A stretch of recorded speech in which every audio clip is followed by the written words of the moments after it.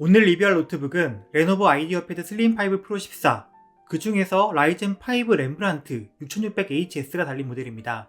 이건 저번에 렘브란트 라이젠 5와 라이젠 7의 내장 그래픽 차이를 확인해보는 영상에서 보여드렸던 노트북이었는데요.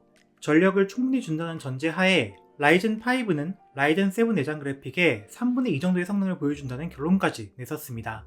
사실 원래 이 노트북은 그걸로 끝! 제대로 리뷰는 하지 않고 그냥 팔아버리려고 했었습니다.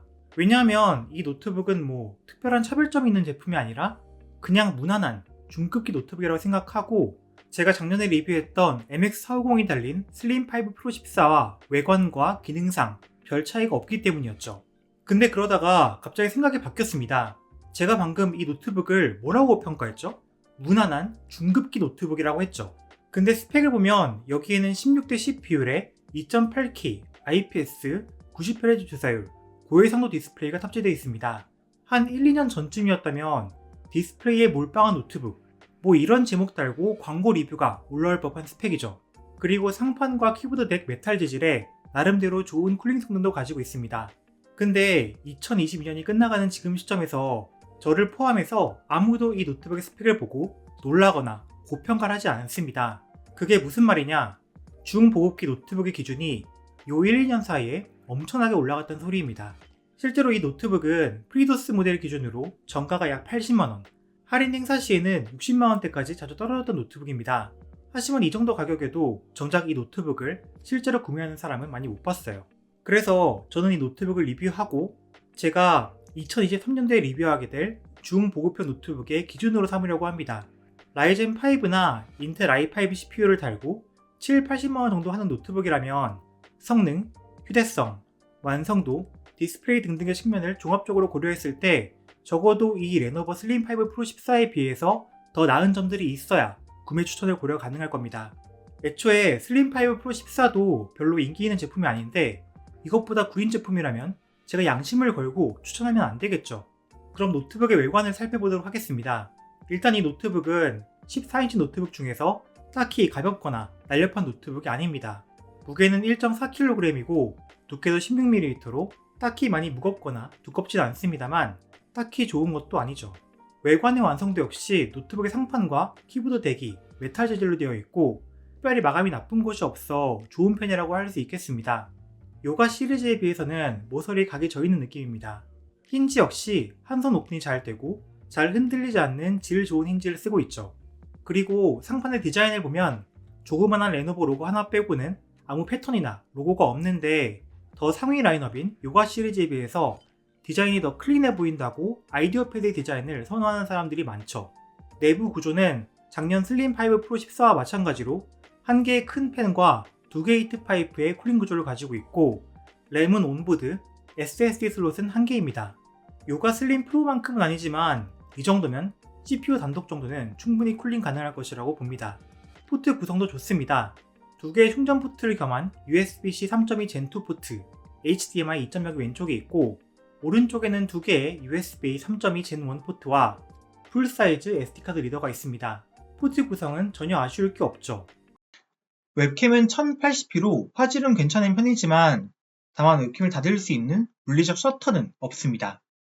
키보드는 레노버의 울트라북에 자주 사용되는 키보드를 여기도 사용했으며 키감은 취향이겠지만 전 레노버 노트북의 키보드를 상당히 좋아합니다. 키압도 균일하며 적절하고 키 배열도 대부분 상시적인 배열을 하고 있습니다.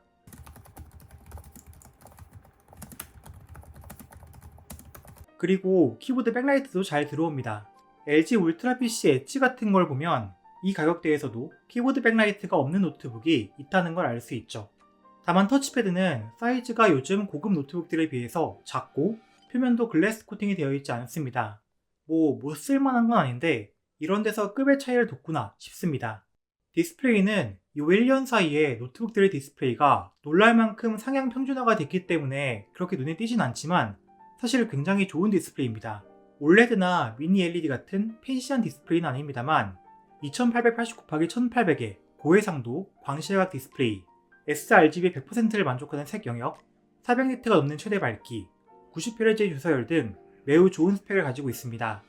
1년 전만 해도 풀 HD, sRGB 100% 정도를 만족하면 그냥저냥 쓸만한 디스플레이다 라고 평가했었지만 이제 중보급형 노트북에도 고해상도 16대 CPU 디스플레이를 기대할 수 있게 되었죠.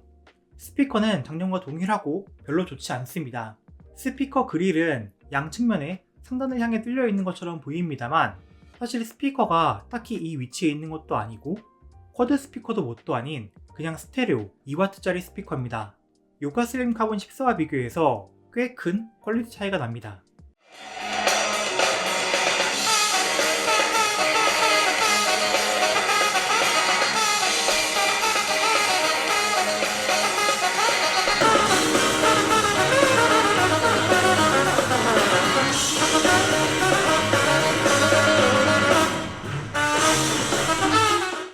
성능 테스트는 특별한 언급이 없는 경우 레노버 벤티지 극한 성능 모드로 진행했습니다.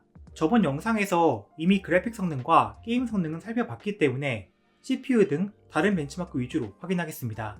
CPU 벤치마크를 보겠습니다. 6600HS CPU는 6개의 코어를 가지고 있어 6800보다 코어 수가 2개 적습니다.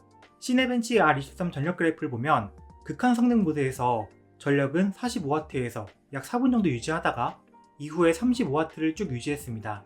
온도는 45W에서 91도, 35W에서 80도를 유지했고 최종 점수는 멀티 9158점, 싱글 1446점이었습니다. 싱크북 16에 6800U와 비교하면 딱 코어 수만큼의 점수 차이가 났고 낮은 전력을 사용하는 스위프트 엣지와 비교하면 점수 차이가 크지 않았습니다. 긱벤치 점수는 싱글 1453, 멀티 7421점으로 시네벤치 점수와 비슷한 양상을 보였고 PC마크 10 총점은 5596점이었습니다. 프리미어 프로에서는 항상 테스트에 사용하는 소니 카메라 4K로 촬영하고 나름 빡센 색 보정을 시행한 4K 시퀀스를 4K 유튜브 프리셋으로 인코딩했을 때 7분 58초가 걸려 싱크북 16보다 느리지만 스위프트 엣지의 저전력 6850U보다는 좀 더 빨랐고 표준화된 프리미어 프로 벤치마크인 퓨젯 벤치마크에서는 총점 395점으로 여기서도 스위프트 엣지보다는 좀 더 점수가 높았습니다. 6600HS의 그래픽의 경우 RDNA2 그래픽을 사용한 건 맞지만 라이젠 7에는 12개의 컴퓨터 유닛이 달려있는 680M 내장 그래픽이 들어간 것에 반해 라이젠 5에는 6개의 컴퓨터 유닛이 달린 660M 내장 그래픽이 달려있습니다. 그렇다고 해서 660M이 680M 성능의 절반이란 소리는 아니고 실제로는 전력을 충분히 줬다는 가정하에 3분의 2 정도의 성능이 나옵니다. 실제 게임 프레임을 봐도 6800U 싱크북 16에 비해서 3분의 2 정도의 프레임이 나오는 경우가 대부분입니다. 하지만 저전력 6850U를 사용하는 스위프트 엣지와 비교를 하면 프레임이 거의 비슷하게 나오는 경우들이 많았습니다. 라이젠 5와 라이젠 7 사이에 이렇게 큰 그래픽 성능 차이가 나기 때문에 렘브란트 라이젠 5 노트북들은 인기가 별로 없습니다만 그래도 인텔 아이리스 Xe 내장 그래픽보다는 성능이 조금 더 낮긴 합니다. 발열, 소음, 전력도 저번 영상에서 체크했습니다. 게임 도중 CPU 패키지 전력은 35W였고 CPU 센서 온도는 70도대 초반, 노트북의 표면 온도는 WASD 키 주변은 40도대 중반까지 올라갔고 노트북의 팬 소음은 소음계를 터치패드 위에 올려놓고 측정했을 때 50dB 초반 정도로 보통의 저전력 노트북보다는 조금 더 시끄러운 정도였습니다. 종합적으로 쿨링은 괜찮은 편이라고 봅니다. 배터리는 56.5Wh 용량이었고 화면 밝기 100%, 음량 50%, 유튜브 라이브 아카이브를 볼 때 6시간 50분의 배터리 타임이 나와서 꽤나 괜찮은 편이었습니다. 그럼 정리하겠습니다. 이 노트북은 좋지 않은 터치패드와 스피커, 딱히 가볍지 않은 무게, 그리고 라이젠 7과 비교하면 아쉬운 성능을 가지고 있습니다만 단단한 만듦새, 좋은 키보드, 좋은 디스플레이, 괜찮은 쿨링, 좋은 포트 구성, 좋은 배터리 타임을 가지고 있습니다. 게다가 이 노트북은 정가가 80만원대, 할인 기간에는 60만원대까지 가격이 떨어지는 말하자면 중보급기의 포지션을 가지고 있죠.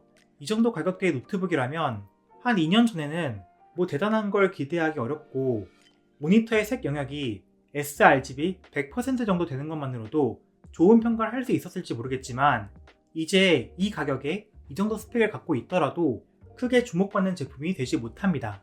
그러니까 이제 곧 찾아올 2023년에 제가 노트북을 평가할 때는 이 노트북이 기준이 되어줄 것 같습니다. 중보급형 기기라고 해서 원가 절감을 한 것을 그냥 넘어가 주지 않겠다는 얘기고, 풀 HD급 해상도도 이젠 평범하다가 아니라 아쉽다 라고 평가를 하게 될 것 같습니다. 이 슬림 5 프로 14보다 뭐 명백히 휴대성이 좋거나 성능이 뛰어나거나 스피커가 매우 뛰어나거나 가격이 훨씬 저렴하다든가 하는 특별한 장점이 있는 경우가 아니라면 14인치 노트북 포지션에서 쉽게 노트북들을 추천하지 못할 거란 겁니다. 그러면 이 슬림 5 프로 자체는 추천하냐고요?